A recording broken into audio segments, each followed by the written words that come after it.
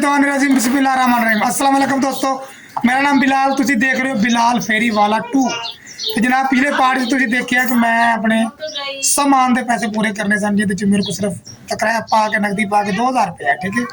तो वो अज आप वेखांगे किवें पूरे करने ने, क्योंकि अपने को कूड़े का पैकेट है जनाब एको ही, चेक करो एको ही वाह कूड़े का पैकेट है अपने को, ठीक है। क्या है, ठीक है। वाल आप नहीं बेचने, वाल है लेकिन नहीं बेचने 200-250 के नहीं बेचने आप, क्यों ये जमा करने आप बेचू। अपना कॉम्पटिशन ये है कि आप माल बेचूँ पैसे पूरे करना है। आ लो जी, तीन चीज़ा तो अगे रखती मैं, ठीक है। यह पूड़ा जी, यह पैकेट पूरा पिया है, आ पूड़ा पिया थोड़ा जहा, दाल पी थोड़ी, ठीक है। जब पैसे जो पूरे करने में, ठीक है। ये तुम देखो कि मैं पैसे किमें पूरे करना, ठीक है।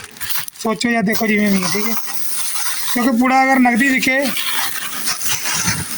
जिन्ना पूड़ा अगर नकदी बेचे 400-500 रुपये का, ठीक है। फिलहाल स्क्रैप कटी हुए थोड़ी बहुती तो फिर रहेगा जी जनाब 700 रुपया रहेगा, लेकिन ज़्यादा भी आ सकते हैं ये रोटी भाई, ठीक है। तो वध भी आ सकते हैं, घट भी आ सकते हैं, ठीक है। बहरहाल जो भी होगा अज पार्ट के जो क्लीयर हो जाएगा अज की दिहाड़ी देखी, ठीक है। तो आप फेरी शुरू करने वाला ना लैके, ठीक है।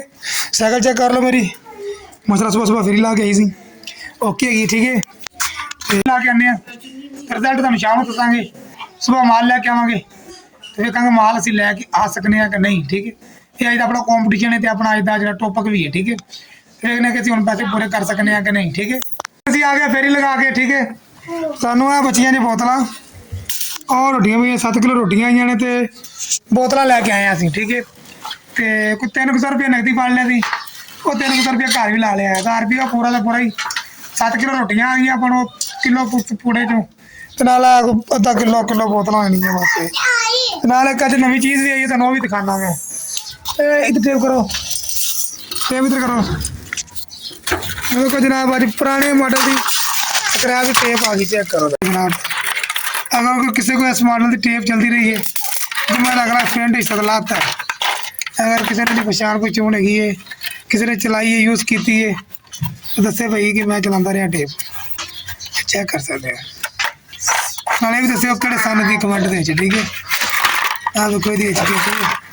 ये भी आप खोल नहीं अल्लाह कर करे खोल के तो जो ना मैं चेक करा ये किट न, ठीक है। किट बहुत लंबी चाहिए लाइन में, बहुत लंबी किट, ठीक है कि नहीं। तो रूलर बंदा कोई छेड़खानी करता रहा भाई, आ स्पीकरी निकली स्पीकरी, ये चेक करो जरा। पुराने मॉडल स्पीकर है, पुराना मॉडल है, मॉडल भी पुराना है तो स्पीकर भी पुराना जी, चेक करो जरा।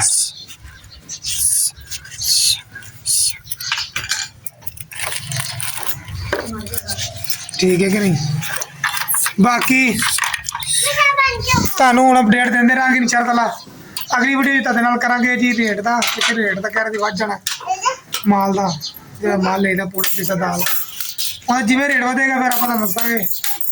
तो रोटियां हो गई अपनी 400 रुपये दियाँ, 450 दी रोटियां बोतल पा के निजाम से तो हो जाएगा। अगली वीडियो दसांगे कि साढ़े नाल की बनया तो की बनाया, ठीक है। बाहर सानू दो इजाजत, अल्लाह हाफ़िज़।